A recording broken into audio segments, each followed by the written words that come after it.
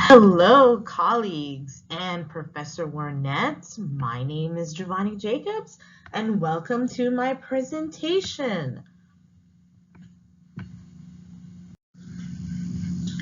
Okay, so first things first, I want to look at my concept map and discuss the evolution of social policy and why I think it begins with vulnerability and ends with social justice. Okay, so let's begin. I want to talk about these themes through the story of Jane.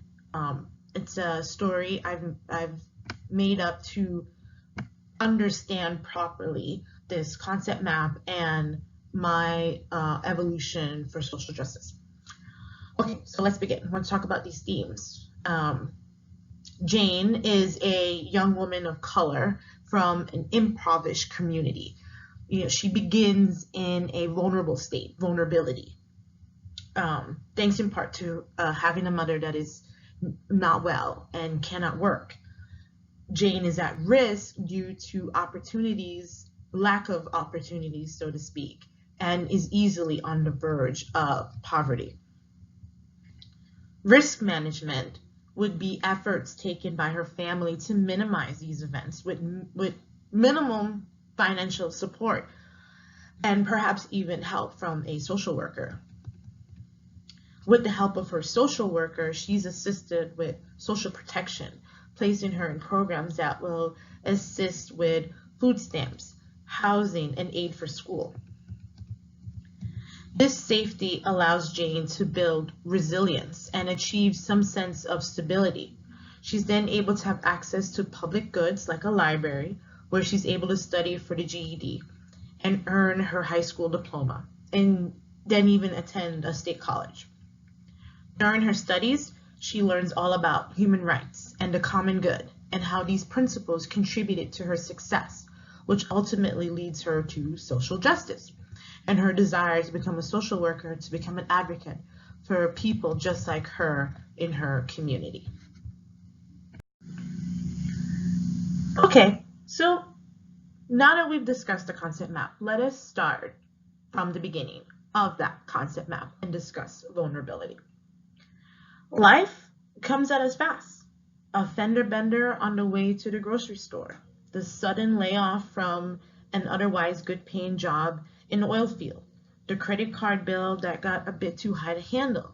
These are just small examples that can push someone living paycheck to paycheck over the edge. Jane knows about some of these situations and she fears them. Vulnerability arises from a complex web of economic, political, and social conditions. It is a dynamic process of cumulative conditions. It evokes the sense of a small push sending a person or people over the edge. That brings us to risk.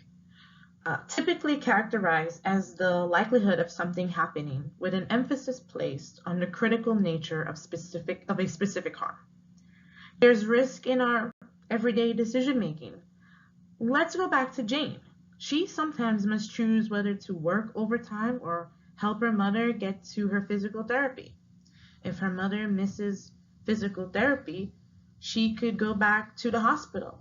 If Jane misses extra time at work, she may not be able to afford a car payment. But if her mother is back in the hospital, she may end up missing even more time from work. She must weigh these risks and choose the best options, and both seem very difficult. Risk management involves measures taken by persons or communities to decrease adverse outcomes from happening. These are steps taken to protect individuals before incidents can take place. Let's try to use that example with Jane. What if Jane did not have to worry about missing her overtime? What if her network of family members could take Jane's mother to physical therapy half the time? That would ensure she makes her car note and that her mom can stay on the road to recovery. That's a prime example of communities coming together to help an individual from decreasing negative outcomes and impacts from their situations. Jane family can help but so much, and so this would be a sense of risk management. Social protection involves preventing, handling, reducing, and overcoming incidents that negatively affect the lives of people in a community. This consists of programs and strategies designed to decrease poverty and vulnerability.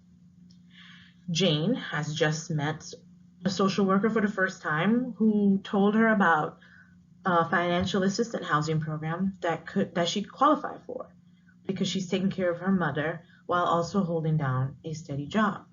Now, the government can help her afford to work less overtime and manage her responsibility to her mother, which may even free up other family members to help in other ways.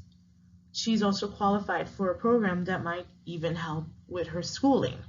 These are some of the essential social protections that we have in our culture that need to be strengthened. Resiliency pertains to an individual's ability to endure difficult situations and circumstances. Jane has been through a lot, but she's not hopeless. She works long hours, she takes care of her mother, and she somehow manages to have a personal life. She has seen how her family and her community have supported her when times were tough and rough, and she has decided to give back. She now volunteers at the women's shelter once a month to help other women with career skills like typing and data entry. The encounters have empowered her to seek more for her own career and looks into getting her master's. The common good is what serves the community, often described as being achieved when actively engaged in the group and supporting the steps necessary to help us all thrive. Jane always had what it took, but she needed help getting there.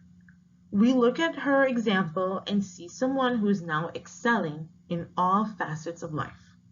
She is on the road to becoming a powerful member in her community and one who gives back to others for the sake of it. Public goods. This is described as material goods we all have access to in a society. Examples include public parks, highways, and law enforcement. After being inspired by her social worker and others, Jane used the public library to study for a GED. She remained motivated and she didn't stop with a GED. Jane eventually studied her way through community college, which is also supported by local taxes. She is on her way. She goes to community college. She gets her associate. She moves on to a state college. She gets her bachelor's. She moves on and continues to get a master's. Always along the way, remembering the community supported her in achieving these goals and her mission in life. Human rights. The fundamental freedoms and rights all individuals in a society are entitled to. These are essential rights that belong to everyone. They are related to anyone, no matter where they were born, and should never be denied. If Jane was denied assistance, the kind required to live a busy life with expensive obligations, she might not have turned out to be such a contributor. As society evolves, we need to put on a new lens to what defines human rights. In some, we need to keep expanding them so no one is left behind. It also turns out that learning about these topics inspires Jane to study social work herself. Last, but certainly not least, is social justice. Social justice establishes that everyone deserves to live in equity regardless of religion, sexual orientation, gender, and class. At its core, this means fairness in basic needs, economic stability, and opportunities. Social justice is a culmination of risk management, social protection, the common good, and human rights. It's a call to action to ensure everyone receives the necessities to live a thriving life. Assuring communities that they have equal access to clean water, nourishing food, and shelter, and will protect those rights, is social justice. Jane's story represents all of those things. She fell into common traps. She avoided it from steering her into a cycle of poverty. She climbed out of the hole with the help of others and did not forget it. When she got to the top, she put her hand out to help others. She's paying it forward and telling others to do so too. The system worked, and in Jade's case, social justice was served, and now she hopes to continue the positive cycle for others. We hope it becomes a more common story as the years go on. Thank you for your time.